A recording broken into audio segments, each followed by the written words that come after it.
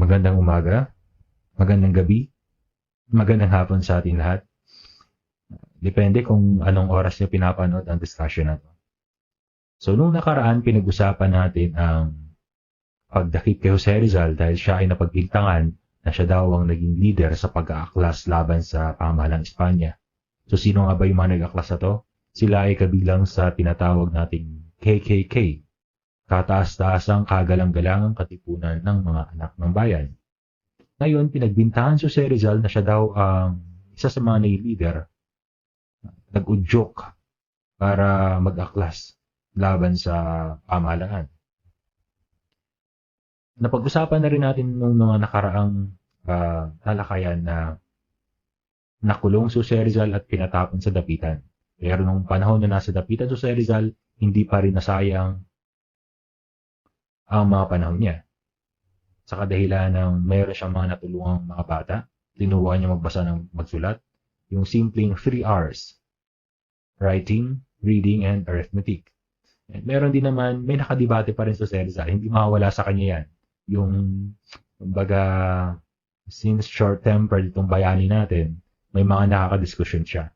Tulad na lang ni Pastels na nakadibate niya sa usaping relihiyon. May mga katanungan siya. Kaya nga isang tanong pa rito, kung namatay ba si Jose Rizal na may paniniwala pa rin sa simbahan o wala na. Kasi may mga tanong siya tungkol sa simbahan. At isang patunay ng mga pari doon, lalong-lalo na yung makumukontra sa kanya na wala ng pagmamahal si Jose Rizal sa simbahan dahil nakagawa siya ng isang nobela na kung saan ang kinikilalang kontrabida sa nobelang ito ay mga pare. Kabilang numero 1 dyan, si Padre Damaso. Ngayon, binigyan si Jose Rizal ng listahan para pumili ng kanyang tagapagtanggol. Actually, sa batas natin ngayon, nasa Bill of Rights. Nasa batas natin sa Bill of Rights, Article 3, na meron tayong karapatan, kahit wala kang pera, nakakahanap ka ng tagapagtanggol mo. So, sa mahabang listahan, may nakita si Jose Rizal na pamilyar siya, na apelido. Ano apelido to? De Andrade. So kung maalala nyo, nung midterm, mayroong naging bantay si Jose Rizal nagngalang Teniente Jose Taviel de Andrade. So itong si Luis Taviel de Andrade, kapatid ito nung dating bantay ni Jose Rizal. At kung titignan naman natin, naging maganda ang samahan ni Jose Rizal at ni Jose Taviel de Andrade. At sa kabilang banda, imbis na bantayan niya sa Jose Rizal, lalo siyang humanga sa tao. At nakita niya na wala namang mali sa pagkatao niya. So, yun ang magandang record ng Jose Rizal sa kay Andrade. Ito ang akusasyon kay Jose Rizal. Pangunahing tagapagtatag at buhay na kaluluwa ng insureksyong Pilipino. Insurrection. Mayroong, sabihin natin, sedition na kung saan ay siya daw ang fire starter kaya nagkakagulo ang Pilipinas dahil binubuhay niya yung loob ng mga Filipino na mag-aklas. Ang tagapagtatag ng mga samahan, pahayagan at librong nagpapaapoy at nagpapalaganap ng mga ideya hinggil sa revolusyon.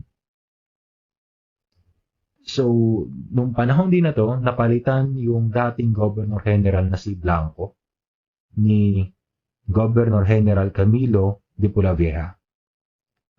Masabi natin na minamalas ang bayani natin sa pagkakataong ito dahil si Blanco ay mas liberal ang pag-iisip kumpara kay de Pulavieja na may konting bakal na kamay. At hindi maganda yon kung titignan natin. Dahil kung mayroong isang bakal na kamay na pamahala, wala siyang pinapalusot. Walang awa. Hindi niya pinapatawad kung sino makita niyang pagkakasala. Eh, nagkaroon tayo ng isang trial. Pero sa to lang, hindi ako naniniwala na trial talaga yun. Kasi sa panahon natin, ang trial ay dapat papakinggan yung both sides ng party. We have this called due process. It hears before it condemns. Pero nung panahon ni Rizal, formality na lang yung trial. Na kunwari, nagkaroon ng trial, pero sa to lang, meron ng judgment bago pa mag-start yung trial. Ito ang manifesto ng Rizal sa taong bayan. Isinulat niya ito habang siya ay nakapiit sa kanyang selda sa Fuerza Santiago. By the way, Fuerza Santiago, yun yung Fort Santiago ngayon. Isinulat niya ito dahil gusto niyang ibahagi sa taong bayan na makakamit lang natin ang kalayaan sa pamamagitan ng edukasyon at pagsisikap. Edukasyon, pagsikap. Kung titignan natin, ito talaga ang ang pangunahing dahilan kaya naiiba si Jose Rizal sa mga bayani natin.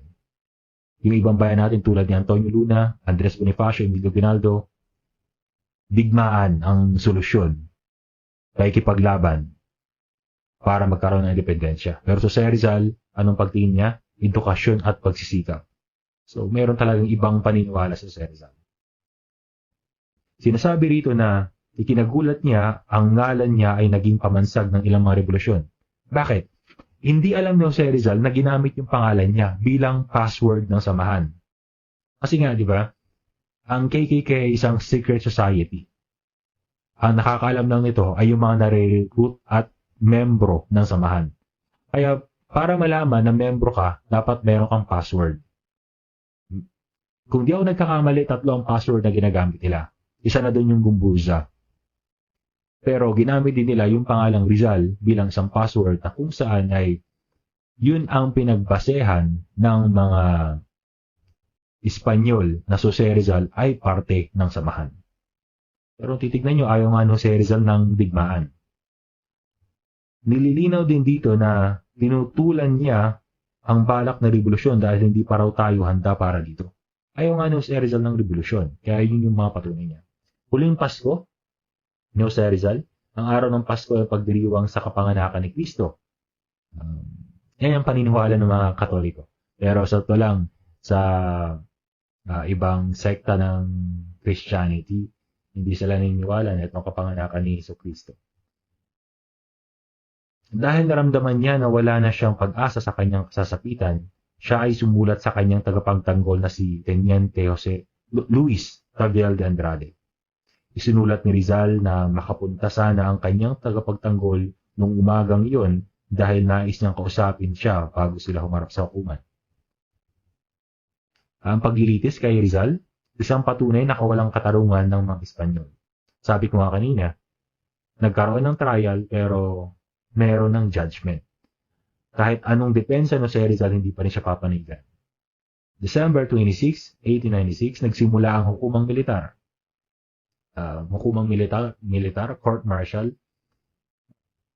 Mga membro ng hukumang militar. So, pakibasa na lang po, nandyan, makikita natin yung membro ng hukumang militar. Ito ang mga tauhan sa hukuman. Dr. Jose Rizal, pero nababanggit ko rin mga nakarang discussion na hindi ko ma-consider na Dr. Jose Rizal. Sa kadahilan ng physician ang nakuha niya. Hindi niya natapos nung nag-aaral siya sa Central Universidad de Madrid. Okay. Jose Rizal ang akusado. Teniente Taviel de Andrade, tagapagtanggol ni Rizal. Kapitan Rafael Dominguez, huwis na tagapagtanggol. Enrique de Alcacer, tagapag-usig. So, kumbaga, defendant and plaintiff. But since it is a crime, so ang tawag dito is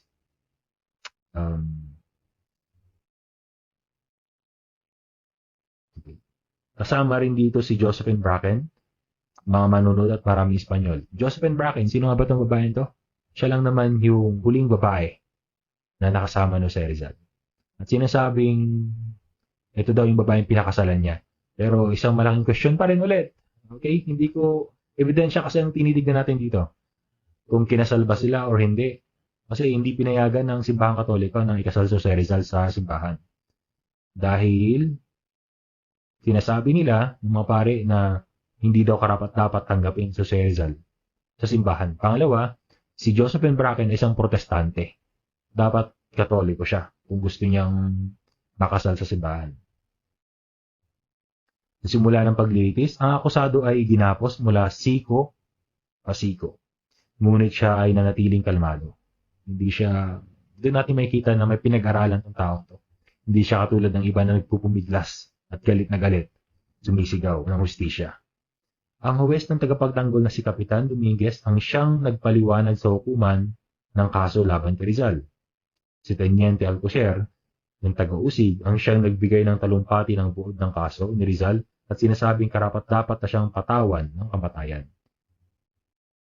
Si Teniente Taviel de Andrade, tagapagtanggol ni Rizal, ay nagbahagi ng madamdaming talumpati upang ipagtanggol yung kliyente niya.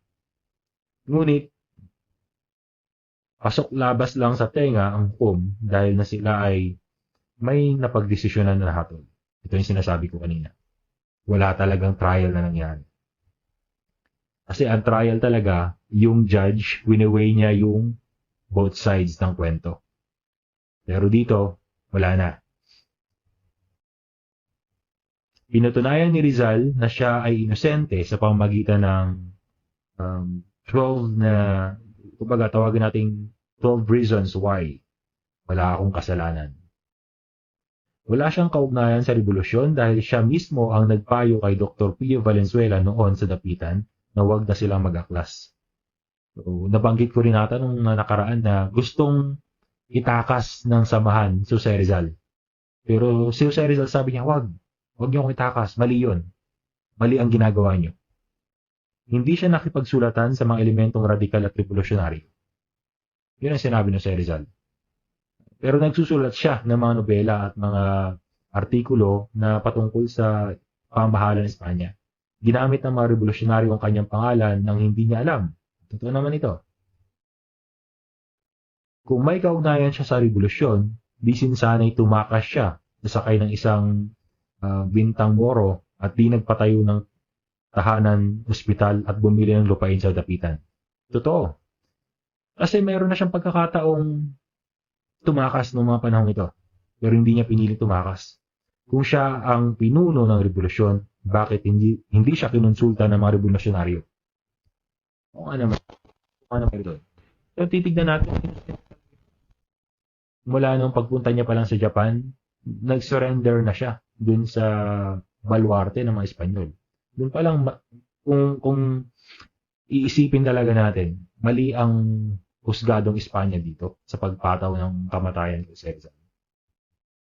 Inamin niya na siya ang sumulat ng konstitusyon ng La Liga Filipina, ngunit ito ay pansibikong asosasyon at hindi isang samahang pangrevolusyon. Kumbaga, samahan lang yun ng mga may mga pinag-aralan at may pinaglalaban nang hindi ginagamit yung dahas.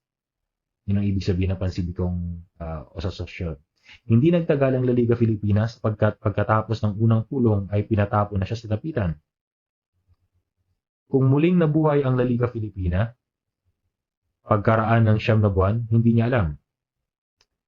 Wala siyang kaalam-alam na nabuhay ulit ang La Liga Filipina.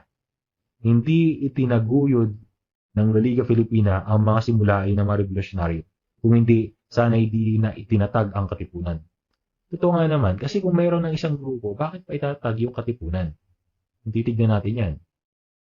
So, ang aim lang naman ng dalawang grupo na to is yung magkaroon ng independensya, pero hindi. Ibig sabihin nun, ang katipunan ay pang-revolusyonaryo. At yung La Liga Filipina, para dun sa pansibikong asosasyon. Ang dahilan ng mapapait na komentaryo niya ay dahil noong 1890, ang kanyang pamilya ay inuusig. Kumbaga, nagkaroon siya ng galit sa pamahalaan ng Espanya dahil nga, kung maalala nyo nung nakaraan, na pag-usapan natin na pinaalis sa Calamba ang pamilya niya. Kasama na yung magulang niya sa Rizal. Ang buhay niya sa dapitan ay kapuri-puri kahit anong pa sa mga komandanting naroroon at sa mga misyonaryong pare. So, naging malinis. Kung titignan natin, sa dapitan, pwede rin siyang tumakas doon. Pero bakit hindi niya ginawa? Dahil nga, malinis ang kanyang konsensya. Noong siya ay nagtalumpati sa bahay ni Doroteo, hindi totoong pinukaw ng kanyang talumpating revolusyon. Alam na kaibigan niya, natutol siya sa armadong revolusyon. Kaya bakit nagpadala ang katipunan ng isang sugo sa dapitan na hindi niya nakilala? Dahil ang kakilala niya ay alam niya na hindi siya payag sa anumang kilusang parahas. So, alam naman ng mga samahan talaga, ay mga kasamahan niya sa Rizal, tulad nila Marcelo del Pilar, Graciano Lopez Haina, sila nakakalam sa pag-ugali ni Rizal na ayaw niya. Di ba nga mayroon tayong isang librong pinag-usapan noon na si Jose Rizal hindi talaga totally gusto ng independensya sa Pilipinas. Gusto niya lang na makilala tayo bilang isang probinsya na tinatawag natin at magkaroon tayo ng kasalinlan. Pero part pa rin tayo ng Espanya. Magkaiba ang revolutionist sa reformist. So magkaiba ang revolutionist sa reformist. Ang pagsamo ni Jose Rizal ay hindi na pinakinggan ng hukom dahil may pinanigan na silang desisyon. Kaya nga, nung natapos yung trial, mayroon ako napanood na isang movie na nagpapakita galit na galit si Tabel de Andrade at kinakahiya niya yung bansang Espanya dahil sa naging desisyon. Kumbaga, nalulungkot siya na yung isang Pilipinong to, alam niyang walang sala at kitang-kita naman na mas maganda yung mga reasonings ni Jose Rizal kumpara din sa kabila na walang ebidensya kundi lahat pamimintang na siya daw ay parte ng samahan. Pero mas pinanigan pa rin ng Espanya ang naging hatol sa kabila ng mga tagapag-usig. Pero dun sa movie na yon, makikita rin natin na kung gaano kakalmado sa Rizal.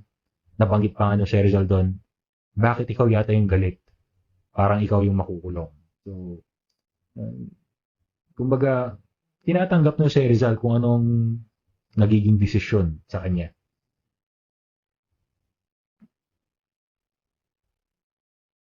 Matapos ang napakaikling deliberasyon, ipinataw ang sentensyang kamatayan. So ito na. Medyo malungkot tayo rito, no? Ikaw nga naman, bigyan ka ng parusang kamatayan. Meron ka ng isang araw. At malalaman mong mamatay ka na kinabukasan. Anong mararamdaman mo? Okay? Kaagad nilang pinadala ang desisyon sa korte ni Governor General Polavieja. Humingi si Governor General ng payo mula sa huwes ng tagapagtanggol na si General Nicolas de la Peña. Teka lang, tatanungin natin, bakit nga ba yung mga tagapagtanggol, mga nasa huwes ay mga sundalo? Kasi nga, nasa panahon tayo ng hukumang militar, court martial. Kumbaga martial law sa panahon natin ngayon. Yun ang gumagana sa mga panahon ito. Ang desisyon ng Governor General, Desyembre 28, nilagdaan ni Governor General Polavieja ang desisyon ng hatol na kay Rizal na kamatayan. Sang-ayon sa sumunod na opinyon, inaprubahan ko ang sentensya ng hukumang militar sa kasalukuyang kaso. Dahilan nito, parusang kamatayan ang pinapataw sa akusadong Jose Rizal Mercado na isasagawa sa pamamagitan ng pagbaril sa kanya sa ganap ng alas 7 ng umaga. So, December 30, okay? Ito na ngayon yung results day natin sa Bagong Bayan. Ito na ang pagkamartir sa Bagong Bayan. Tatanungin ko kayo, ano ang gagawin nyo kung binigyan kayo ng ganyang sentensya? Alam mong ilang araw na lang yung pambahalagi sa mundong to. Mamamatay ka. Guys, hindi biro yung term na mamamatay. Kasi hindi tulad yan ng isang sugal, pustaan, pag natalo ka, okay, bawi sa susunod. Pero sa usaping kamatayan, hindi mo pwedeng bawi sa susunod dahil hindi mo alam magbubuhay ka pa hindi. Ayun, anong gagawin nyo? So tingin nyo, isipin nyo yan. Naisip nyo ba kung ano ang magiging emosyon nyo kung kayo nasa kalagayan ng Jose Rizal? At hinandle niya yung ganitong sitwasyon ng napakakalmado. Maring yung ibang papatayin, umiiyak na, mawawala ng sarili, tulad na lang ng Gumburza, yung tatlong paring martir na pinag-usapan natin ng prelim. Kung maalala niyo pa yung discussion ko. So, si Father Burgos umiiyak na umahagulhol sa iyak, sumisigaw na wala siyang kasalanan. Pero bakit si Rizal? Napakakalmado. Ito ang isa sa mga hinahangaan ng mga tao ng pagkamartir ng Rizal. Mga huling oras ni Rizal, December 29, 1896, ang huling 24 oras ng buhay ni Rizal. Alas 6 ng umaga, Si Kapitan Rafael Dominguez na inatasang mamahala sa paghanda ng pagbitay kay Rizal, nang siyang nagbasa at napagdesisyonang hatol sa kanya ng kamatayan. Alas 7 ng umaga, dinala si Jose Rizal sa kapilya ng preso. Binisita siya ng mga Jesuetang pari na galing sa Ateneo na si Padre Miguel Sadera, Padre Luis Visa. So, class, itong mga paring to, ito yung mga naging profesor ni Jose Rizal sa Ateneo. At kung mapansin nyo, yung mga dumalo na mga pari dito ay nanggaling lang sa Ateneo. Bakit? Ang Ateneo at ang University of Santo Tomas ay magkalaban noon pa man dahil sa namamahala dito. Sino nga ba yung namamahala sa Ateneo? Mga praile na Jesueta, habang sa kabila naman ay Dominikano. Magkalaban po yan. Kaya nga mapansin nyo sa sa paglimbag ng Noli Me Tangere, maraming pumanig na Ateneo kay Rizal, at yung mga kumontra naman ng mga praile ay nanggaling sa Dominikano, sa University of Santo Tomas. Alas 7, 7:15 a.m. Umalis si Padre Sadera na pag-usapan ang sagradong puso ni Jesus na inukit ni Rizal noong siya ay isang estudyante. Dala-dala pala ito ni Padre Visa at ibinigay kay Rizal at siya naman tinangkap. Parang binabalikan ng pari na to na ganito ka kabait noon, ganito ka kadiboto noon. Bakit? Anong nangyari? Bakit kinalaban mo? Bakit ganyan na yung pag-iisip mo? Kaya nga sa Philippine History subject, Readings in Philippine History, merong topic doon na Retraction of Jose Rizal. Hanggang ngayon, inaalam pa rin ng mga historiador yan. Kahit yung mga magaling na sila Xiao Chua, nagdedebate tungkol dyan. Ano ba si Jose Rizal? Namatay ba siyang may takot sa Diyos o namatay siyang kinalimutan niya talaga yung simbahan? Kung saan siya nagmula? Kung saan siya nagumpisa? Alas 8. Umalis na din si Padre Visa at dumating naman si Padre Antonio Rosel na siyang nagyaya kay Rizal na mag-umagahan. Isipin nyo, ang ganda sana ito kung hindi kamatayan yung setting ni Rizal, ano? Maraming kaibigan si Jose Rizal. Matapos ang agahan, dumating naman ang tagapagtanggol ni Jose Rizal na si Teniente Luis Tavel de Andrade at siya ay pinasalamatan sa serbisyong ibinigay niya sa kanya. So kahit natalo si Jose Rizal sa kaso, nakita pa rin Jose Rizal na nag-effort si Luis Tavel de Andrade. Hindi yung mahina kang abogado, hindi mo ako napagtanggol. Hindi yun. Nakita talaga ni Jose Rizal na kahit anong galing ng abogado niya, hindi sila mananalo. Alas 9, dumating si Padre Federico Faura na siyang nagpaalala kay Rizal sa sinabi niya sa kanya noon. Ito na yung, kumbaga, may prediction na nangyari. So, itong si Father Faura, ano nga ba yung sinabi ni Father Faura? Nung nabasa ni Father Faura yung Noli Me Tangere, nabilib siya rito. Pero ang nasabi niya sa Rizal, ang lahat ng naisulat mo sa Noli Me Tangere, sa nobelang iyan, ay totoo. Pero yan ang magwawasak. Yan ang magwawasak ng ulo mo. Wawasakin yan yung ulo mo. Yun nga, yung tinutukoy na pagwasak doon ay yung papatayin siya dahil sa mga naisulat niya. Tinawag ni Rizal ang padre ng isang propeta dahil sa kanyang babala noon, pamanang ngunit hindi lang pinakinggan. After kasi ng Noli Me Tangere, sinundan niya pa ng isang nobela yung El Filibusterismo. So, alas 10, dinalaw naman siya ng isa sa mga guro niya sa Ateneo na si Padre Jose Villacara, kasama ni Vicente Balaguer, na isa namang paring Jesueta sa Dapitan. So, ito yung mga pare na dumalo sa kanya. Pag-alis nila ay nakausap naman niya ang isang mahayag ng Espanyol ng El Heraldo de Madrid na si Santiago Mataix.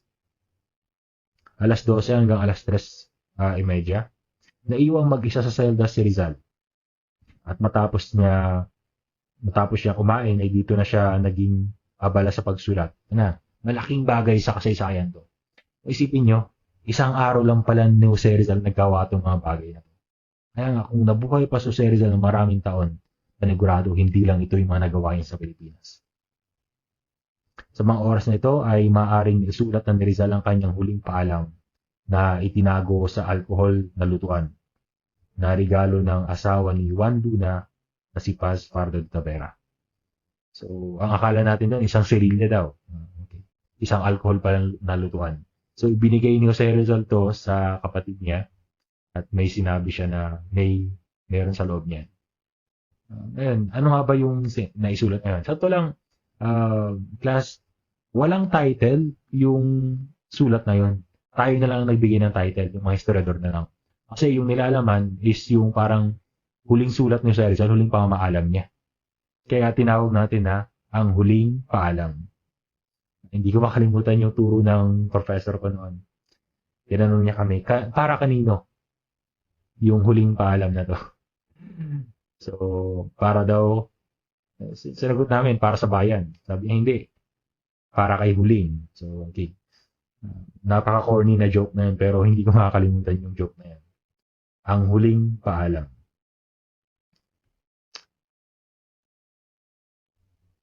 Ang huling liham niya kay Professor Blumentritt sa wikang Aleman na naglalaman ng kanyang huling paalam kasama ng isang aklat. So, 3:30, bumilik si Padre Balaguer sa Puerto Santiago upang kausapin muli si Rizal. Ang kanyang dahilan ay upang talakayin ang pagbawi ni Rizal ng mga ideyang anti-katoliko sa kanyang sulatin at pagsabi ng masonerya. So, ito na. Rizal's retraction. Sinasabi nga doon na edited daw yung sinulat ni Rizal. Kasi kung babasahin natin yung sinulat ng Rizal sa kanyang retraction, parang double meaning pa rin. Inaamin niya na parang hindi.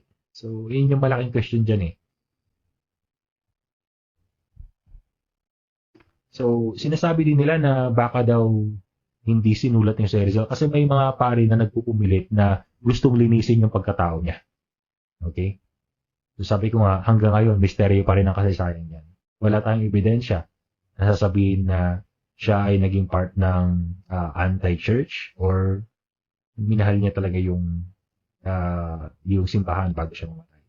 4:00, dumating ang ina ni Rizal. Ito na, medyo madrama tong pagtatagpo na ito. Ng kanyang hagkan ay pilit na pinaghiwalay sila ng gwardya at siyang dahilan ng pag-iyakan nila. Pumasok na rin sa selda si Trinidad para sunduin ang ina. Ibinigay ni Rizal ang alkohol na lutuan na siyang naglalaman ng kanyang huling pamamaalam. So, hindi pa rin pinayagan. Nakakaawa si Doña Chodora. Titignan nyo. Isang mabuting ina. Titignan, ginamot pa no si Rizal yung ina niya bago siya, nung galing siya sa abroad dahil sa sakit na katarata. So, nung nakulong si Rizal, sinundan pa siya sa dapitan. So, isipin nyo, ang ganun kapait yung naging buhay ni Rizal sa kamay ng mga Espanyol. Nakakaawang tao, Diyos ko. Pagkaalis ni Doña Chodora at Trinidad ay dumating naman sila Padre Villalaclara, Padre Stanislao, at Padre Rosel. 6:00 ng umaga, ito na yung kinabukasan na to, no? Kinagabihan. Dumating naman si Don Silvino Lopez, Tunyon, ang dekano ng Katedral ng Maynila. Umalis na sina Padre Balaguer at Padre March at naiwan si Padre Villaclara kasama ni Rizal at Don Tunyon.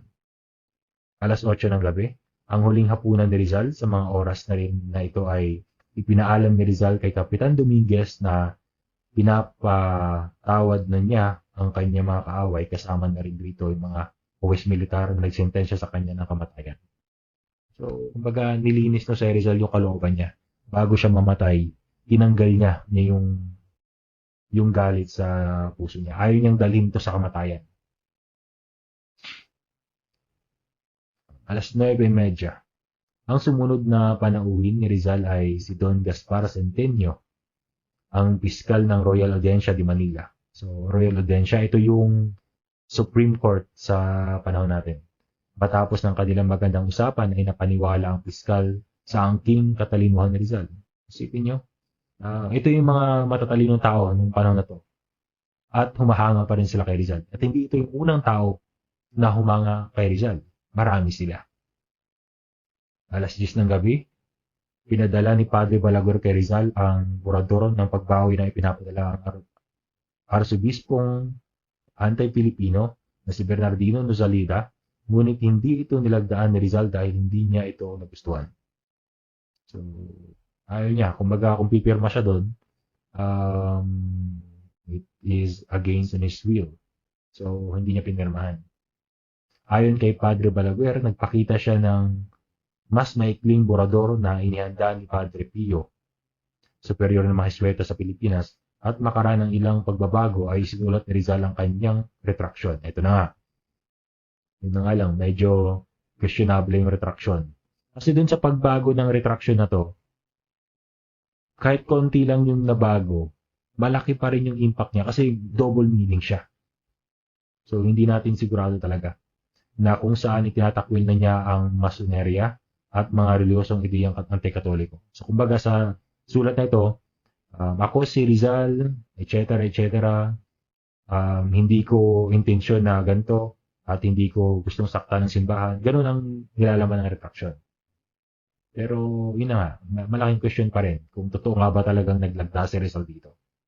Ang sulat na ito ay naging malaking debate sa mga Rizalista sapagkat sa mga Rizalistang Mason o anti-katoliko, ang dokumentong ito ay huwad at para naman sa mga Rizalistang Katoliko, ito daw ay tunay na dokumento. So, bakit sa Rizalistang Katoliko?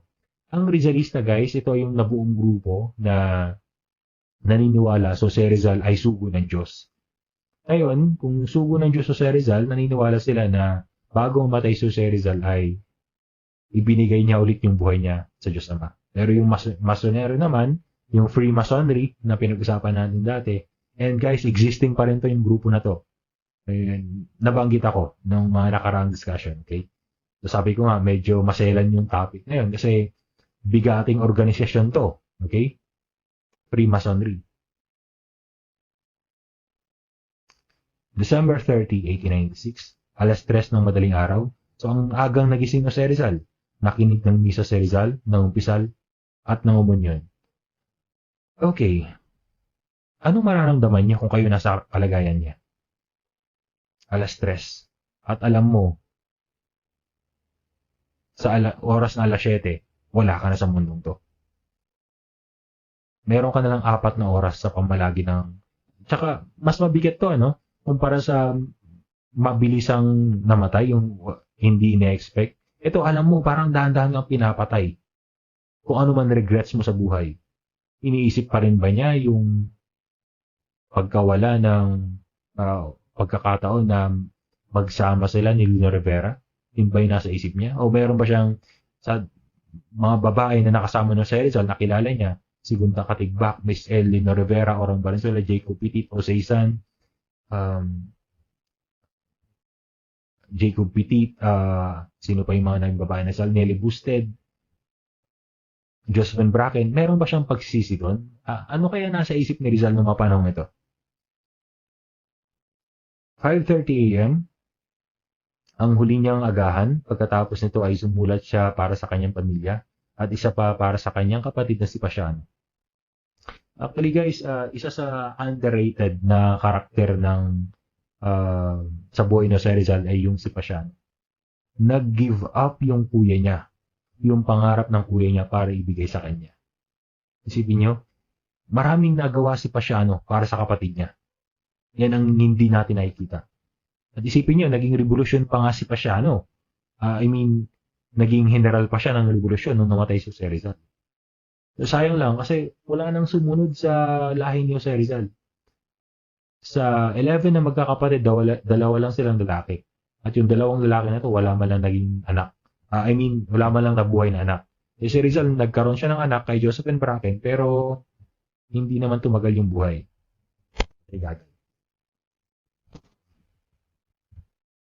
Liham sa pamilya, paghingi ng tawad ni Rizal sa bigat ng pagdurusang naidulot na sa pamilya.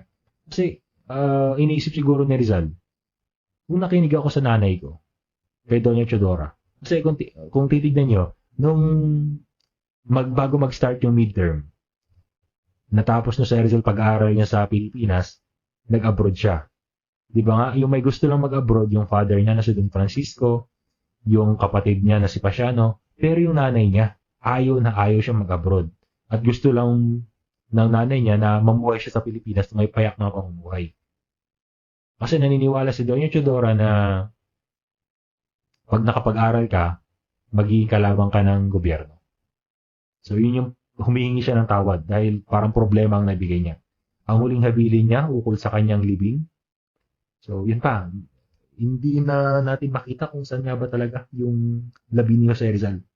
Hindi natin sigurado yan. Liham kay Pasiano, pagpapasalamat sa lahat ng naidulot ni Pasiano kay Rizal. Paghingi ng tawad kay Pasiano at ang habilin na sabihin sa ama nila na mahal niya ito at hingan ng kapatawaran. 5:30 a.m. Ito, malapit na. Dumating si Josephine Bracken kasama ang kapatid ni Rizal na si Josefa. Nagpaalam si Josephine kay Rizal na lumuluha. Guys, tignan niyo naman.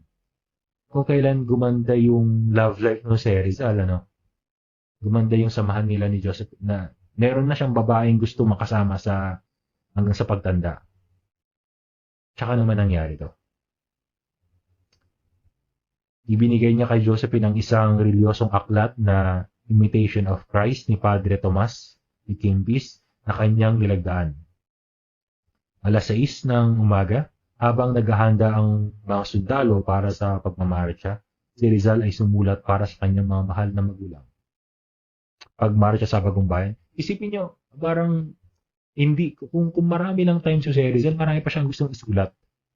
So, kung titignan niyo sa mga huling oras niya, nagsulat siya sa pamilya niya, nagsulat ulit sa pamilya. Doon niyo makikita na kung ano ba talagang halaga ng buhay mo. Kung sino nga ba talagang tunay pinapahalagan mo kung malapit ka na mamatay. Kasi nung malaya ka pa, ang dami mong gustong maabot, pero nung haharapin mo ng kamatayan, anong gusto mo? Makasama ang pamilya mo. Back to basic. Gusto ng tao makapag-abroad, gusto ng tao ng magandang trabaho, pero kung haharap ka na sa kamatayan, anong hahanapin mo? Sige nga, maghahanap pa ba ng pangarap mo? Maghahanap pa ba ng pera? Hindi eh. Yan ang dapat isipin natin. Kahit malayo pa ng kamatayan na yan, isipin na kagad natin kung ano nga ba talaga ang tunay na pinapahalagahan natin sa buhay. Alas 6:30, nagsimula ng tumunog ang mga trompeta sa Fort Santiago na siyang hudyat na simula ng pagmarcha. Ito, medyo mabigat pa rin to, pati yung pagmarcha. 4 na armadong sundalo ang nanguna. Sunod naman ay si Rizal na nasa pagitan ng kanyang tagapagtanggol na si Teniente Luis Tabiel de Andrade at 2 hiswetang pare na si Padre March at Padre Villaclara. Ay, ang bigat. 6:30 a.m. Kailan daw babarilin si Rizal? Alas 7. So, grabe ano? Habang kinikwento ko to, nararamdaman ko yung bigat ng kwento. Kung iisipin nyo talaga. Kasi kung papasok lang sa tenga nyo at lalabas sa kabilang tenga na, okay, papatayin si Rizal, walang epekto. Pero isipin nyo kung kayong nasa kalagayan ni Rizal. Si Rizal ay nakasuot ng itim na terno, sombrero, sapatos, kurbata, at puting polo. At nakagapos ang sa braso pasiko. Tulad noong sa hukuman, ngunit mas maluwang para maigalaw niya ang kanyang braso. Kahit hindi naman na sana itali, kasi wala rin namang pagdalaban na mangyari. Tinatanggap naman yung si Rizal yung kaparusahan.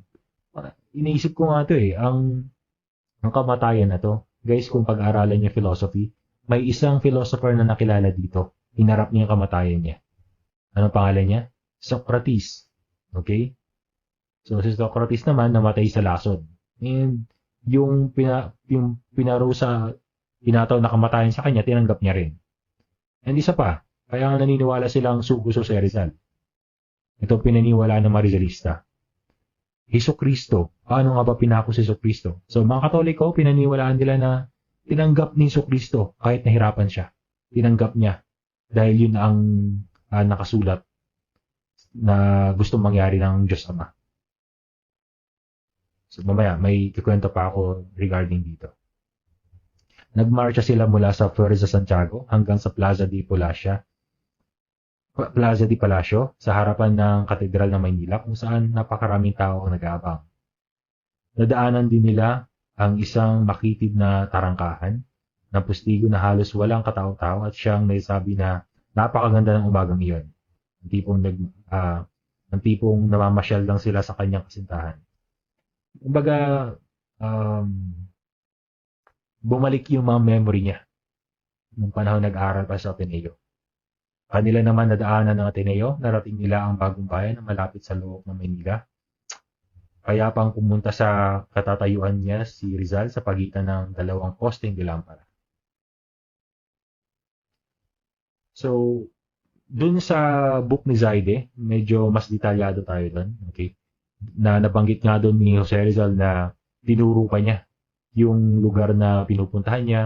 Tapos, nung naglalakad-lakad siya, nung nag-aral pa sa Ateneo at Santo Tomas. Kasi, di ba, doon lang nag-board si Rizal sa loob ng Intramuros. Naka-board din siya doon. So, ang bigat lang nun na ito pala yung lugar na ginagawin ko nun pero hindi ko maisip kung anong mararamdaman ko nun kung kayo ang nasa kalagayan niya. Ganun ba kakalmado ang mangyari? Hindi kayo maglalaban? Nagpaalam si Rizal sa kanyang mga kasama na sina Padre Villaclara, Padre March at ang kanyang magiting na tagapagtanggol na si Teniente Luis Tabel de Andrade. Binasbasan siya ng isang pare at pinahalikan ang krusipiko. Humiling si Rizal na siya ay barilin na nakaharap sa mga sundalo pero hindi siya pinayagan. Okay? Kasi ang gustong iparating nila na nakatalikod kasi traidor si Rizal. Pero gusto naman yung si Rizal, haharapin niya yung mga bullet ng baril. Haharapin niya yung kamatayan. Na may dangal, na may pinaglalaban. Kumbaga, naniniwala siya sa pinaglalaban niya. So, mayroon isang dito na doktor, nagangalang Felipe Luis Castillo. Isang doktor na Espanyol na siyang tumingin sa pulso ni Rizal. At laking gulat niya na normal lang ang pulso ni si Rizal kahit alam niya papatayin siya. Anong ibig sabihin nito? Ito na naman, propesya. Sugo daw talaga si Rizal. Mangyayari at mangyari. So, kumbaga, yung pagkamatay ng si Rizal, nakalagay na sa propesya para magising ang mga Pilipino sa pang-aapi ng mga Espanyol at yun ang maging dahilan ng pagkamatay ng si Rizal. Dahil sa kanya, nagising tayo sa katotohanan na dapat na nating bawiin ang lupang nakamkam sa atin. So, yun ang naging role ni Dr. Felipe Castillo. Tandaan nyo, lalabas sa exam yan. Okay. Tumunog na ang mga tambol at habang sila ay tumutunog, ay may sumigaw ng okay, magpaputok in Tagalog pero sa Espanyol is fuego. Ngayon, isa pang kwento rin dito. Alam nyo ba na yung bumaril ko sa Rizal mga Filipino? Alam nyo kaya yan? Alam natin Espanyol eh. Hindi. May mga Filipino noon na nagkatrabaho sa bansang Espanya. Ngayon, itong mga Filipinong to, sila ang ginamit. Kumbaga, parang mapahiya tayo. Ang isang Pilipino ay namatay sa kamay ng kapwa niya Pilipino. So, itong mga Pilipinong to, kumbaga nasa first layer sila ng paputok. Pero yung nasa likuran, mga Espanyol. Itong mga Espanyol na to, nakatutok din yung baril sa mga Pilipinong may hawak na baril. Para in case na hindi nila sundin yung utos, sila din yung babarilin. So, isipin nyo yung pressure. So, grabing pang-aapi ng mga Espanyol sa mga Pilipino. Sa ganap na alas 7, 7:03, oras ng kamatayan sa edad na 35, 5 buwan at 11 araw, 35 years, 5 months and 11 days, namatay po si Rizal. December 30. Ang kanyang araw ng kamatayan ay maaring nakatubuan sa dahil 40 na taon bago siya bitayin ay nanaginip noong ika-30 ng Disyembre na siya ay namatay. Hindi naman siguro lingid sa kaalaman niyo na medyo may pagka-prophetic yung salita ni Rizal. Nabanggit ko ng prelim noon na may nasabi siya sa mga kapatid niya na balang araw itatayo ako ng rebulto ng mga tao. Nasabi niya rin, nahulaan niya rin yung paglaya ng ina niya na si Doña Teodora nung nakulong. So, yun yung mga prophetic na salita ni Jose Rizal. Pagkaraang mamatay ang isang bayaning martir, nagsaya ang mga Espanyol at nagsigawan ng Mabuhay ang Espanya. Viva Espanya! Dahil isang malaking tagumpay sa kanila ang kamatayan ng pinakamahigpit nilang kaaway. Nagpatugtog pa sila ng masayang Marcha de Cadiz. Hindi alam ng mga Espanyol na ito na pala ang pagkamatay ni Jose Rizal ay siyang magiging daan o pundasyon ng pag-aaklas ng mga Pilipino. Ang kanyang mga naisulat ay nag-udyok sa nasyonalismong Pilipino at naghawa ng landas para sa liberasyon ng Pilipinas. Kanyang napatunayan na mas mabisa ang panulat kaysa espada. Ulit-ulit kong sinasabi to. Pen is mightier than the sword. Napakalinaw na sa kwento at buhay ni Jose Rizal, wala siyang ginamit na sandata kundi yung pluma niya. Nagsulat siya, nagliliyab ang mga pluma niya, ang mga sinusulat niya para sirain ang bansang Espanya. Sabihin na natin na winasak ng bala ang bungo ni Jose Rizal, ang katawan ni Jose Rizal. Pero yung utak ni Jose Rizal ang nagwasak sa bansang Espanya. Mabuhay ang Pilipinas.